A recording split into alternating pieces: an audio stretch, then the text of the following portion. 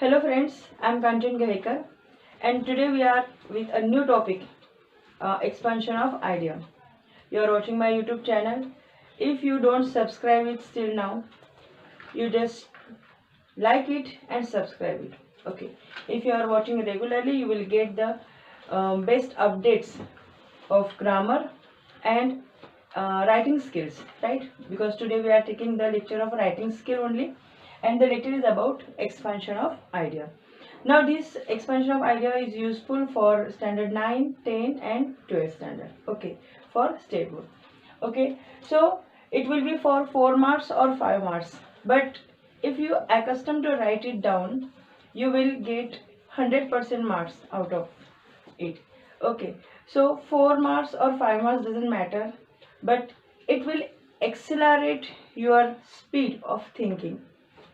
At least 10 points if you are going to study, if you are going to practice, you will automatically be ready to think about the next 11th point. Okay, so expansion of idea means to expand the idea. Expansion means, expansion is the noun and what its verb is, it is expand. To expand the idea. Expand करायचं म्हणजे काय करायचं, विस्तार करायचा, विस्तार करणे. ते तिथे लिहिलंय बघा, आपण काय करायचं, कल्पना विस्तार करणे, कल्पना विस्तार करायचं. मग आता to expand the idea means to elaborate or to expand. आता आयडिया म्हणजे काय असणार आहे पहा. Ideas will be mostly it will be the proverbs.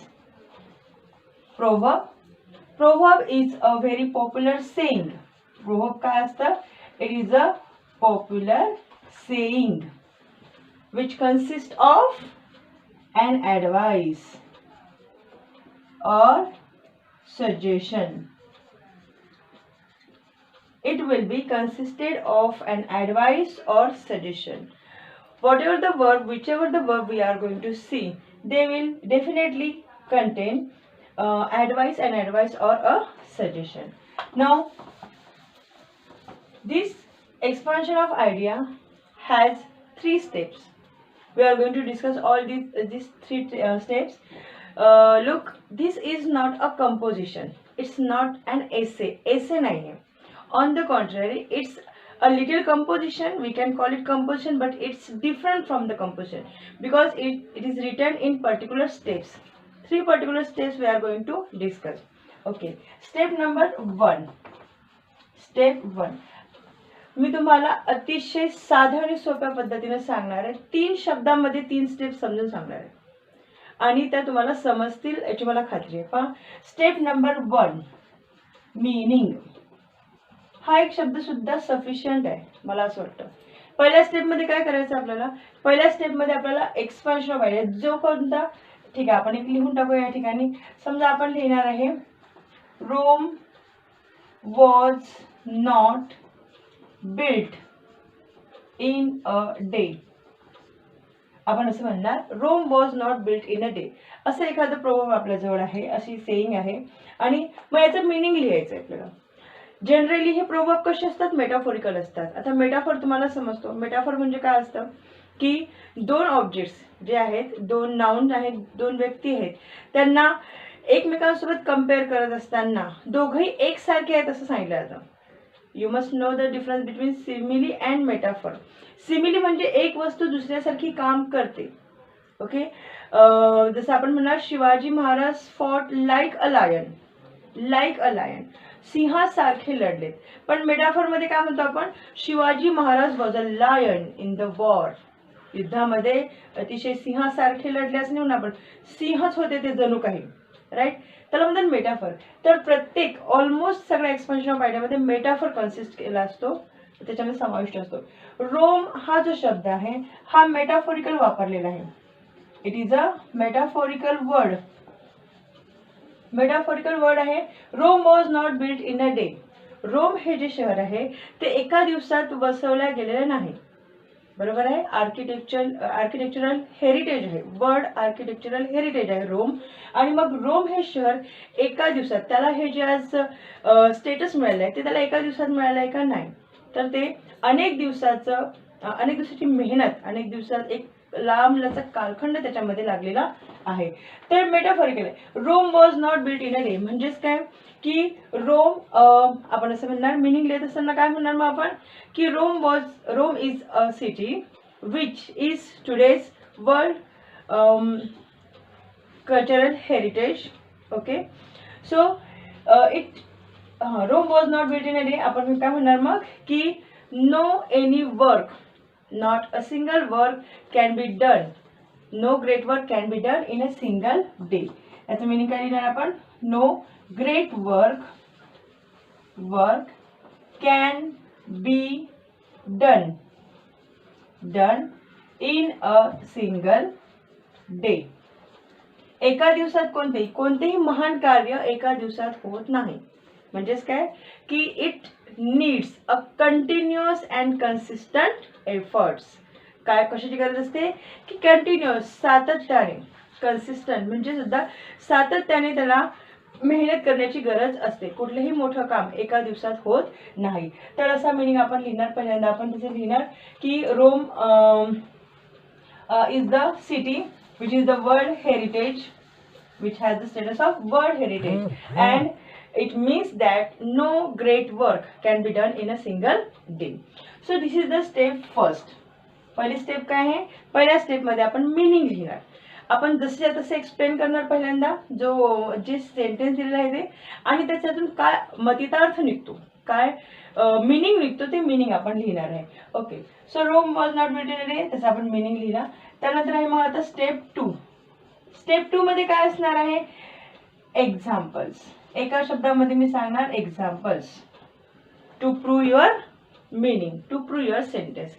या वाक्याला प्रूव्ह करण्यासाठी आपण एक्झाम्पल्स देणार. एक्झाम्पल्स कसे देणार आपण illustrate. The word is illustrate. Illustrate म्हणजे काय होते की उदाहरणे देऊन स्पष्ट करा, उदाहरणे देऊन स्पष्ट करा. We will give the examples and we will explain that really the sentence or the proverb is true by giving these examples. Okay, so step second, examples आपण द्यायचे आहेत, इलिस्ट्रेट करायचं आहे, त्या पॉइंटला उदाहरणं द्यायचे आहेत आणि आपल्याला एक्सप्लेन करायचं आहे. किती उदाहरणं द्यायचे आहे, मिनिमम मॅक्झिमम तुम्हाला जितके आठवतील तितके द्या. 1 सेकंड जो पॅराग्राफ आहे तो पॅराग्राफ असणार आहे, त्याचं core of the expansion of idea. It will be the core, मध्यभाग असेल आणि तो महत्वाचा असेल. तर याच्यामध्ये एक्झाम्पल्स देताना तुम्ही एक्झाम्पल्स देणार आहे करंट लाईफ मधले एक्झाम्पल्स देऊ शकता इफ यू नो. त्यानंतर तुम्ही याच्यामध्ये उदाहरणं देऊ शकता नॅशनल इंटरनॅशनल इव्हेंट्स जे असतील, नॅशनल और इंटरनॅशनल इव्हेंट्स जे असतील ते इव्हेंट्स त्या ठिकाणी तुम्ही कव्हर करू शकता. That will prove the sentence. Okay, कुणी एखादा अवॉर्ड जिंकला असेल, बरोबर आहे, आता कुणी अवॉर्ड जिंकला असेल किंवा कुठलं प्राइज जिंकलेलं असेल, ते प्राइज त्यांनी एका दिवसात जिंकलेले नाही आहे. नोबेल प्राइज अवॉर्ड्स असतात, मोठे मोठे अवॉर्ड्स, तर ते अवॉर्ड्स त्यांनी एका दिवसात जिंकलेले नाही. आपण त्या ठिकाणी त्या व्यक्तीचं नाव टाकून सांगू शकतो. किंवा मग आपण काय करायचं, पर्सनल एक्झाम्पल देऊ शकतो आपण, personal experience. We can prove this statement by giving personal experience also. आपण आपला पर्सनल एक्सपिरियन्स सुद्धा त्याच्यामध्ये सांगू शकतो. आणि मग जे काही सुटेबल एक्झाम्पल्स असतील ते सुटेबल एक्झाम्पल्स याच्यामध्ये आपण देणार सेकंड स्टेपमध्ये, राईट, सेकंड स्टेपमध्ये. So examples will be given, those will depend on current life, national international events और पर्सनल एक्सपिरियन्स. किंवा मग एखादी स्टोरी असेल आपण ऐकलेली लहानपणी, ती स्टोरी सुद्धा आपण याच्यामध्ये टाकू शकतो. बट इन शॉर्ट, तुम्हाला खूप लेंथी करायचं नाहीये, एक्सपान्शन ऑफ आयडिया खूप लेंथी करायचा नाहीये. And last step 3, it will be the conclusion. कन्क्लुजनच असणार आहे, पण कन्क्लुजन कसं असणार आहे, विथ अन ॲडवाइस और suggestion. You will conclude the paragraph or expansion of idea, expanding your idea by giving an advice or suggestion. तुम्ही एक शेवटी फक्त हा पॅराग्राफ कसा ॲप्रोप्रिएट, त्याला एक सजेशन द्यायचं, ॲप्रोप्रिएट एक ॲडवाइस द्यायचा आणि एंड करायचा.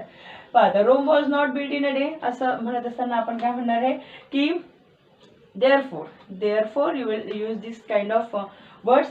Therefore we can say that Rome was not built in a day. या ठिकाणी तुम्ही काय करायचं आहे, या ठिकाणी कन्क्लूडच करायचं आहे फक्त. तुम्ही आणखी दुसरी एखादी म्हण याच्यामध्ये लिहू शकता. आणखी तुम्ही एखादी म्हण जी याला अप्रोप्रिएट असेल. आपण जसं म्हणू शकतो की नो पेन नो गेन. बरोबर आहे. समजा हे प्रूव्ह करण्यासाठी मात्र एक गोष्ट लक्षात ठेवायची आहे. you can end with another proverb that is similar to that the given proverb. ठीक आहे. मात्र या ठिकाणी तुम्ही नवीन कोणताही पॉइंट सुरू करायचा नाही आहे. ओके. तुम्ही जो पॉइंट सुरू केलेला आहे तोच पॉइंट इथे डिस्कस करत करत तुम्ही या पद्धतीने शेवटी एंड करणार. ठीक आहे. With a suggestion or an advice in a very simple word. मला असं वाटतं की अगदी साध्या सोप्या शब्दामध्ये आपल्याला समजलं असेल की एक्सपान्शन ऑफ आयडिया काय असतं. दुसरं तिसरं काही नाही. तुम्हाला ह्याचं मिनिंग समजायला पाहिजे. ह्याचं मिनिंग समजलं की तुम्ही एक्सपांड करणार. जर याचंच मिनिंग तुम्हाला समजलं नाही तर कसं एक्सपांड करणार. ठीक आहे. या व्हिडिओमध्ये मी तुम्हाला एक एक्सपान्शन ऑफ आयडिया जे आहे ते एक्सप्लेन करून दाखवते इथून पुढे. आणि त्यानंतर एक अराउंड 50 प्लस जे प्रोव्हर्ब्स आहेत ते प्रोव्हर्ब्स बेसिकली मराठीत किंवा त्यांचं मिनिंग काय, मिनिंग कळालं तरच तुम्ही एलॅबोरेट करणार ना. बरोबर आहे. तर मी त्याचं मिनिंग तुम्हाला समजावून सांगण्याचा प्रयत्न करते. तर तुम्ही काय करायचं, तुम्ही फक्त तुमचे एक्झाम्पल्स जमा करायचे. म्हणजे याचा मिनिंग मी तुम्हाला सांगितलं तर तुमचं काम काय असेल की 3 एक्झाम्पल्स तुम्ही कलेक्ट करायचे आणि परत तुम्ही या ठिकाणी त्याच्यासाठी ॲडवाइस लिहून ठेवायचा. बरोबर आहे. माझं कलेक्शन तुमच्या कामात पडू शकतं आणि म्हणून ते मी या ठिकाणी आता प्रेझेंट करणार. ओके. ठीक आहे. ओके. तर फ्रेंड्स आपण आपल्या लॅपटॉपच्या स्क्रीनवर आलो आहे पहा. टॉपिक आहे Rome was not built in a day. The proverb Rome was not built in a day reveals a general truth. आपला पहिला पॅसेज आपण लिहिणार आहे ज्याच्यामध्ये मिनिंग आहे. आपण मिनिंग एक्सप्लेन करतो. सुरुवातीला जसं तसं मिनिंग लिहायचं आणि मग त्याच्यामधलं हिडन मिनिंग लिहायचं आहे. तर आपण पहा डायरेक्ट मिनिंग जो निघतो तो लिहितोय पहिल्यांदा. Rome was not built in a day reveals a general truth. एक सर्वसामान्य सत्य याच्यामधून रिव्हील होते, उघडकीस येतं. The Rome city which is the greatest monument of architectural heritage in the world has not been established in a day. Rome शहर जे वास्तुशास्त्राचा स्थापत्यशास्त्राचा एक मोठा नमुना आहे, जगात प्रसिद्ध आहे, मॉन्युमेंट आहे, ते एका दिवसात वसलेलं नाही. It tells that any great work can't be done in a day. काय सांगते ही प्रोवर्ब आपल्याला की कोणतेही काम हे एका दिवसात होत नाही. Every monumental work needs the great diligence म्हणजे एकाग्रता, डिवोशन म्हणजे त्याग आणि पर्सिस्टन्स म्हणजे होते सातत्य. तर एव्हरी मॉन्युमेंटल वर्क, प्रत्येक जे एक महत्त्वाचं महान कार्य असतं त्या कार्याला कशाची गरज असते, तर तुमच्या एकाग्रतेची, तुमच्या त्यागाची आणि सतत काम करण्याची, सातत्याची. It demands a steady and patient march towards the destination. सतत कंटिन्युअस प्रकारचं आणि पेशंट संयम, जोपर्यंत आपण जिंकत नाही तोपर्यंत हरायचं नाही, तोपर्यंत संयम घालवायचा नाही, असं ही प्रोव्हर्ब आपल्याला सांगते. डेस्टिनेशन म्हणजे आपलं ध्येयापर्यंत जाईपर्यंत आपण आपली हिंमत हारायची नाही. To fulfil it one should not leave the work amidst. To fulfil it, आपलं स्वप्न पूर्ण करेपर्यंत आपलं ते स्वप्न किंवा आपलं काम मध्ये सोडायला नाही पाहिजे. ओके. तर पहा सेकंड पॅरेग्राफमध्ये आपण लिहिणार आहे मिनिंग. आपण देणार आहे काही examples. Some examples can be given to prove the about statement as our freedom. जसं की आपण पहिल्यांदाच काय करणार आहे, फ्रीडमचं एक्झाम्पल देणार आहे. The freedom that we enjoy today is not an achievement of a day. जे स्वातंत्र्य आपण आज उपभोगतो ते एका दिवसाचं अचिव्हमेंट नाही आहे, एका दिवसाचा सक्सेस नाही आहे. It took 150 years to achieve. 150 वर्ष ते आपल्याला प्राप्त करण्यासाठी लागलेले आहेत. दुसरं उदाहरण पहा. Scientist have work day and night to invent every little article of wonder as electricity, telephone, means of transportation, space shuttle, all household instruments etcetera. Okay पहा. तर सायंटिस्टने काय केलेलं आहे, दिवस रात्र मेहनत केलेली आहे. छोट्यात छोटा आर्टिकल म्हणजे छोट्यात छोटी वस्तू जे आज आपल्याला आश्चर्यचकित करतं, जे आजचं एक महान कार्य म्हणून बनलेलं आहे. तसे ते इलेक्ट्रिसिटी असो किंवा टेलिफोन असो किंवा मीन्स ऑफ ट्रान्सपोर्टेशन म्हणजेच दळणवळणाची साधने असो, स्पेस शटल असो म्हणजे अंतरिक्षात सुद्धा आपण पोहोचलेलो आहोत स्पेस शटलच्या माध्यमातून, किंवा मग घरातल्या सर्व household instruments, cooker, mixer, fridge पासून सगळ्या वस्तू ज्या आहेत त्या एक प्रकारच्या वंडर आहेत आणि हे निर्माण करत इन्व्हेन्शन करत असताना सायंटिस्टनी दिवस रात्र बरोबर आहे.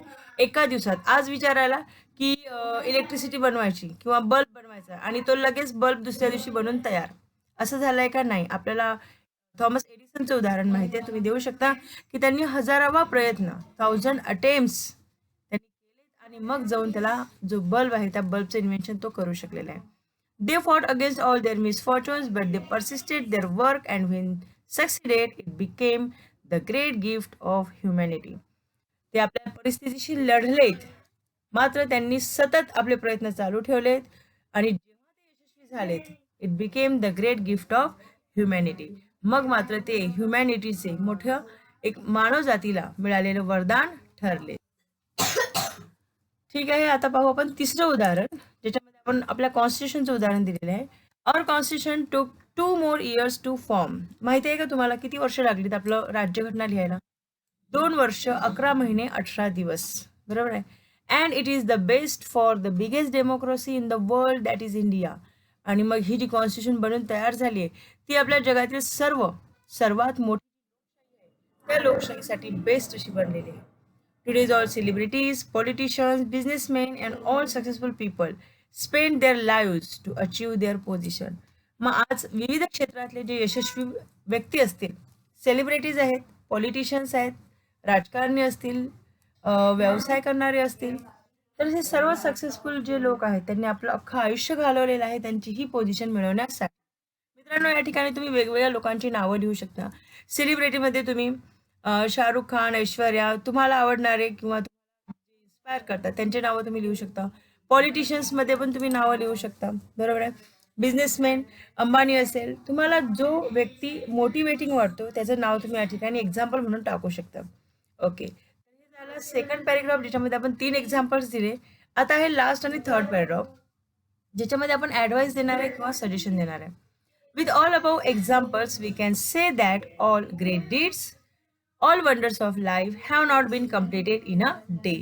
या सर्व डिस्कशनवरून, उदाहरणावरून आपण काय सांगू शकतो की जगातली सर्व जी वंडर्स आहेत, जे सर्व आश्चर्य आहेत आणि जे महान कार्य आहेत ते एका दिवसात कम्प्लीट झालेले नाही आहेत. दे टूक a long span of time, भरपूर वेळ त्याला लागलेला आहे. ग्रेट एफर्ट्स, त्याच्या मागे कडक मेहनत लागलेली आहे. अँड ऑप्टिमिझम ऑफ हार्ट्स, आणि तुमच्या मनाचा ऑप्टिमिझम म्हणजे काय होते? आशावाद, होपफुल असलं पाहिजे आपण. तर या सर्व क्वालिटीजच्या आधारे ते काम सक्सेसफुल झालेलं आहे. So we should not be disheartened if we are failures because Rome was not built in a day. जर आपण स्वतःला फेल्युअर म्हणत असणार तर अशा वेळीही आपण डिसहार्टन म्हणजे निराश व्हायचं नाहीये, कारण रोम शहर एका दिवसात बसलेलं नाही आहे. What does it mean? It means that still there is a time that we have to work hard and achieve success. Okay मित्रांनो, so it is all about expansion of idea. एक example मी या ठिकाणी explain करून सांगितलेलं आहे. आणखी काही एक्झाम्पल्स जे मी तुम्हाला म्हटली होती ते नंतरच्या व्हिडिओमध्ये टाकते, ज्याच्यामध्ये आपण इंग्लिशमधलं जे तुमचे प्रोव्हर्ब आहेत त्यांचं मराठी मिनिंग समजून घेणार आहे, जेणेकरून तुम्हाला एक थोडीशी आयडिया राहणार की या प्रोव्हर्बमध्ये काय आहे. प्रोव्हर्बचा मिनिंग समजला तर तुम्ही एक्सटेंड करणार ना, त्याला एक्सपांड करण्याचं आहे. ठीक आहे, थँक्यू सो मच. व्हिडिओ आवडला असेल तर लाईक करा, शेअर करा, सबस्क्राईब करा आणि बेल बटन दाबायला विसरू नका, म्हणजेच तुम्हाला माझे सगळे व्हिडिओज सहज तुमच्यापर्यंत त्याची नोटिफिकेशन पोहोचतील. Thanks, have a good time.